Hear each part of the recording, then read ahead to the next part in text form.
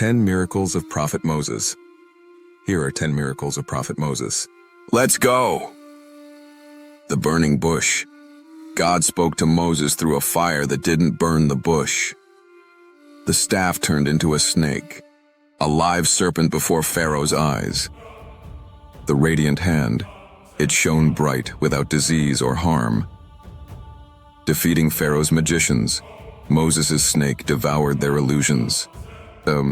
Plagues of Egypt, blood, frogs, locusts, and more punished Pharaoh's people. Parting of the Red Sea. Moses split the sea with his staff. Water from the rock, 12 springs, flowed for the 12 tribes.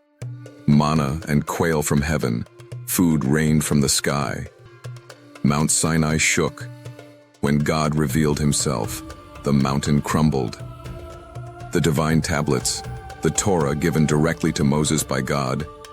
Like, share, and follow for more amazing stories of the prophets.